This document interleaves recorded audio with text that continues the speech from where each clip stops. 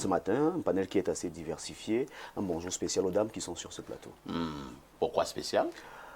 Vous savez, les dames aujourd'hui occupent une place de choix dans les priorités de l'État. Donc, à chaque fois que vous rencontrez une dame pour ce septennat, dites-lui un bonjour spécial.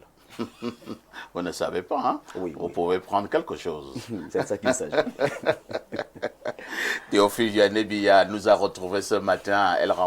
Il remplace Claudia pour une balade informationnelle. TVB, que disent les journaux? El Perfecto, les journaux qui sont disponibles en kiosque présentent pas mal d'actualités ce matin. Nous aurons cette revue de presse avec Info Matin hors série numéro 22 qui parle du conseil exécutif de l'UNESCO. Des députés félicitent le professeur Etou Nzingwa. Cette information est contenue en page 8 du journal Info Matin. Les précisions sont à retrouver dans ce journal. Mais Info Matin nous dit qu'à la faveur d'une audience ce 27 novembre à Yaoundé, les membres de la commission éducation, formation professionnelle et jeunesse à l'Assemblée nationale, sous la conduite de l'honorable Gabriel Fanja, complimentent le Minedub pour son élection au sein de l'instance décisionnelle de cet organisme onusienne. Une reconnaissance mondiale, selon eux, du travail titanesque qu'abat le brillant universitaire dans l'implémentation de la politique de l'éducation définie par le chef de l'État, Paul Biya. Nous retrouvons Info Matin, édition ordinaire, qui s'intéresse à cette autre actualité et parle de Ngaoundéré Garoua. Nganou Djoumessi dénonce les publications malveillantes.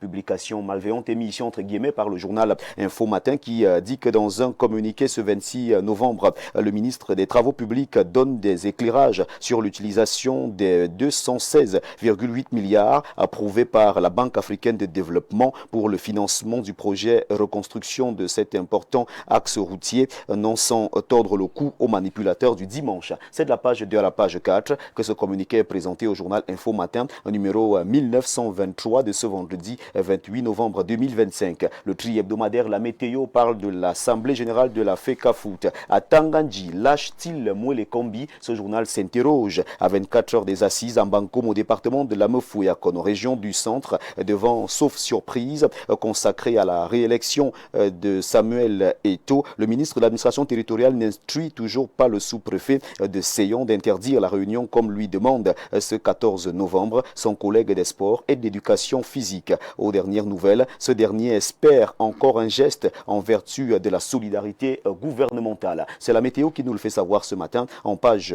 3. Le journal de Paul Désibia, le grand titre, parle de l'Assemblée générale élective de la FECAFOOT. Enjeu majeur, aveux et désaveux. La FECAFOOT projette pour ce samedi 29 novembre son Assemblée générale élective dans le strict respect de ses textes internes et des lois en vigueur au Cameroun. Jusqu'ici, le processus se déroule avec une remarquable fluidité conforme aux prévisions de l'instance fédérale, loin des velléités d'ingérence du ministre des Sports. On en parle ce matin en page 3 et 4 du journal Le Grand Titre. La Nouvelle Expression n'a pas loupé cette information concernant l'élection à la FECAFOOT. En petite une, le journal La Nouvelle Expression titre « Élection à la Fédération camerounaise de football, de vives tensions à l'ordre du jour », c'est à lire en page 9. Assemblée nationale, le gouvernement infantilise les députés. C'est ce que nous dit ce journal en une. Nous quittons le journal La Nouvelle Expression pour retrouver Cameroun Tribune, le quotidien à capitaux publics que gère Marie-Claire Nana. Ce journal nous informe ce matin que l'élection à la FECAFOOT a donc bel et bien lieu demain. C'est en page 27 que cette information est à retrouver dans ce journal. Élection des conseillers régionaux en vote dimanche.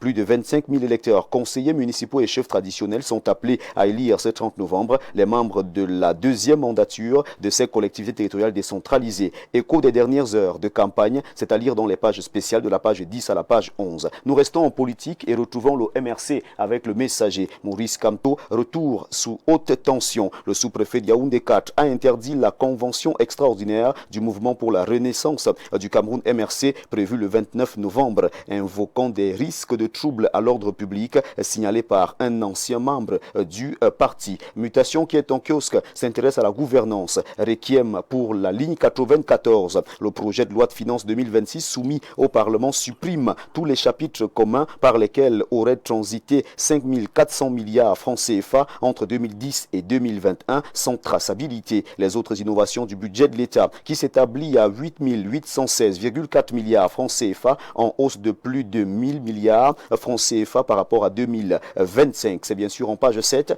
que le journal de Georges Alain Boyomo revient donc sur cette information ce matin et nous amène du côté de l'Assemblée nationale. On parle bien sûr de 127 jeunes recrues comme tel en phase avec Paul Biya. Information à retrouver en page 9 au bas de une du journal Le Jour d'Aman Manam. Cette information est également présentée. Vision comme telle pour l'autonomisation des jeunes et des femmes. Visite au Cameroun, lettre ouverte au pape Léon XIV. Cette lettre est à retrouver en page 4 du journal d'Aman Manam, journal avec lequel nous refermons dans cette revue de presse acte 2 sur Info TV ce vendredi matin. Mesdames, messieurs, de votre aimable attention, infiniment merci et nous vous invitons à vous rendre massivement dans les kiosques pour vous procurer un journal au prix de 400 francs CFA pour que vive la presse camerounaise. Il s'agit donc tout simplement de 2 pièces de 200, 4 pièces de 100 francs, 8 pièces de 50, 16 pièces de 25, 40 pièces de 10 francs, 80 pièces de 5 francs, 400 pièces d'un franc CFA seulement collectées et vous avez votre journal disponible en kiosque. Votre fidélité reste et demeure intouchable, inattaquable, inaliénable et surtout indétrônable. Merci El Perfecto. Merci Théophile Vianney-Biya pour cette brillante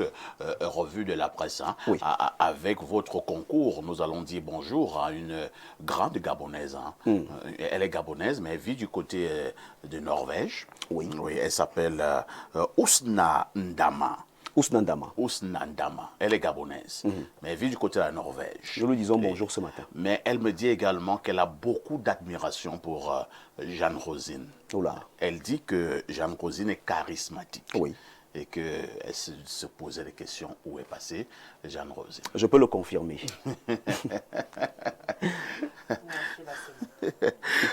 Alors, TVB. El Perfecto. Excellent week-end. Bon week-end et bonne suite d'émission. Et on se dira un autre jour. À une autre occasion. À une autre occasion. À tout de suite pour la suite.